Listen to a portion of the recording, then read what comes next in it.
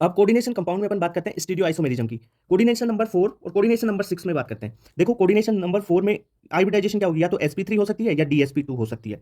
ठीक है, पहले एक चीज और बता दूं, स्टीरियो आइसोमर है ना, उसमें आप क्या देखोगे भाई, या तो ज्योमेट्रिकल आइसोमर होगे या ऑप्टिकल आइसोमरिज्म होगी यहाँ पे। ठीक है, यही तो होता है स्टीरियो आइसोमर में यहाँ पे। ओके, अगर कोऑर्डिनेशन नंबर 4 में टेट्राहाइड्रल कंपाउंड है यानी sp3 हाइब्रिडाइजेशन है, वहां पर जीआई कभी भी नहीं होगी। ठीक है, और जो dsp2 कंपाउंड है यानी स्क्वायर प्लेनर है, उनमें ऑप्टिकल आइसोमरिज्म नहीं होगी। तो आपका सीधा अगर sp3 आ जाए तो वहां पर सीधा OI लगाओ, जीआई होगा ही नहीं। ठीक है, OI देखो, dsp2 है तो वहां पर ऑप्टिकल आइसोमेरिज्म नहीं होगी, वहां पे जीआई होगी।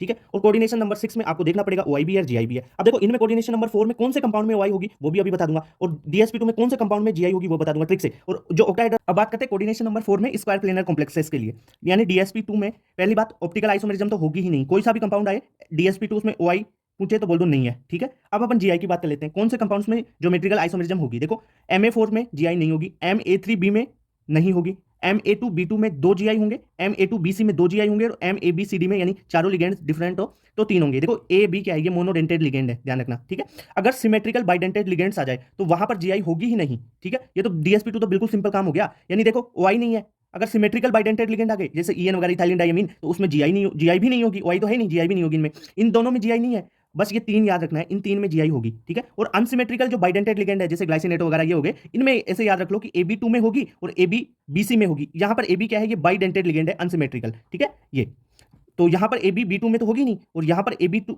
और ABBC में होगी। तो देख लो कितना सिंपल चार्ट है, इससे सारे कंपाउंड्स को देख लो आप।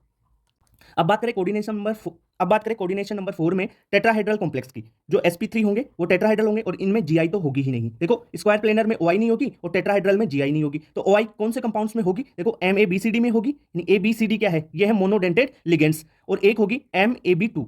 AB2 क्या है, ये है अनसिमेट्रिकल बाइडेंटेड लिगेंड, यानी बाइडेंटेड लिगेंड है, और MABBC में होगी, B और C क्या है मोनोडेंटेड लिगेंड, और AB क्या है बाइडेंटेड लिगेंड अनसिमेट्रिकल वाला, इनमें OI होगी बस, इनके अलावा और किसी में OI नहीं होगी, जीआई तो होती ही नहीं है। देख लो कितना सिंपल तरीका है। अब बात करते हैं कोऑर्डिनेशन नंबर 6 में ऑक्टाहेड्रल कॉम्प्लेक्स, इसमें किस में जीआई होगी किस में OI होगी। एनसीईआरटी की बात करूंगा मैं, एनसीईआरटी से बाहर के भी कंपाउंड है पर उनकी बात नहीं करेंगे क्योंकि आपका क्वेश्चन एनसीईआरटी से आता है, तो सारे एनसीईआरटी के एग्जांपल्स के तरीके बता देता हूं। देखो ABCD क्या है, ये मोनोडेंटेड लिगेंड्स है ABCD, और M क्या है मेटल है। अगर Ma6 कंपाउंड है, यहाँ ना तो जीआई होगी ना OI होगी, ऐसा ही है। टोटल जीआई प्लस OI को स्टीरियो आइसोमर टोटल बोलते हैं, SI। ठीक है, जीआई प्लस OI बराबर SI होता है। ठीक है, Ma5b में कितना होगा 0 0, Ma4b2 में जीआई 2 होंगे OI नहीं होंगे, मतलब देखो OI तो सब में ही 0 है यहाँ तक, तो आगे वालों में OI हो सकते हैं। ठीक है, इनमें ऐसे मत बोल देना कि OI होते ही नहीं है, किसी में ऑक्टाइडल में होते हैं भाई, आगे वालों में होंगे, देखो किस में होंगे।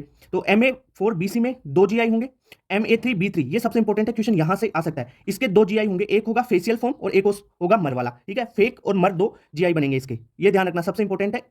Ma3b3 ठीक है, तो 2 जीआई ध्यान रखना, फेस और मर। ओके, अगर बाइडेंटेड लिगेंड आ जाए तो MAA होल थ्राइस में 2 जीआई होंगे और OI नहीं होंगे, यानी टोटल स्टीरियो आइसोमर 2 होंगे।